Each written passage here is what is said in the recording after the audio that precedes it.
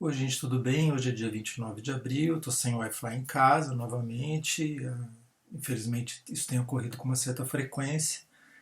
E eu vou gravar para vocês então uma aula e ao longo do dia, espero que volte e eu posto para vocês. Dia 21, que foi semana passada, foi dia de Tiradentes, nós não tivemos aula. Eu vou retomar o que eu estava falando então na semana anterior.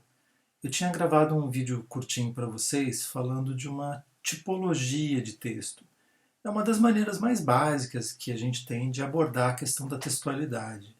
Quando a gente pensa numa tipologia, a gente está pensando numa divisão triádica, numa divisão em três do texto, que é uma maneira assim bem simples e que ajuda bastante a gente a entender as divisões que a gente faz do texto.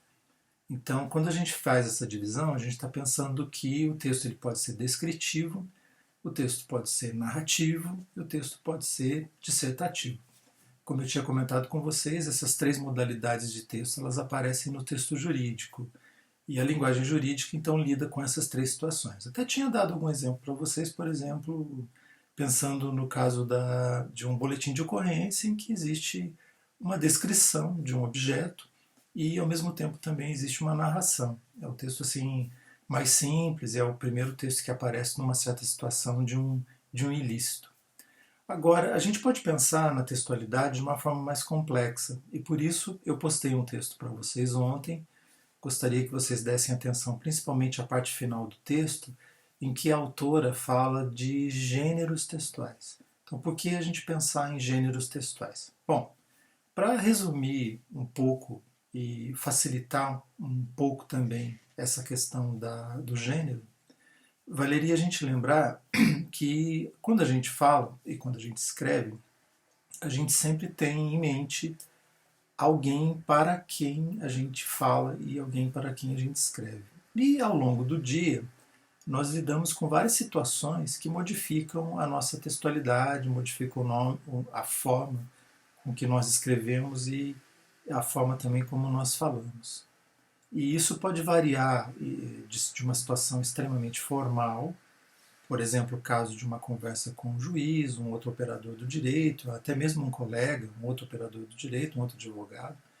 E ele pode também ir para situações assim bastante do dia a dia, bastante naturais do dia a dia, que é uma conversa no ponto de ônibus, numa conversa na faculdade, numa conversa de corredor com o seu professor.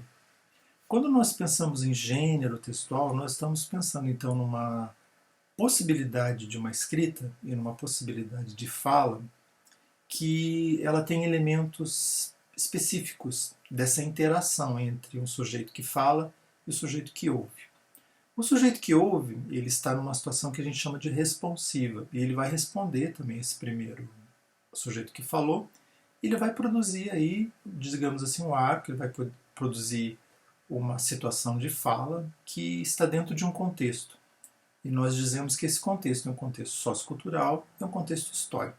Então eu peço que vocês leiam o texto que eu mandei para vocês ontem e que vocês tirem dúvidas na sequência sobre essa questão do gênero textual. Quando nós falamos em gênero, a gente está pensando em exatamente o quê?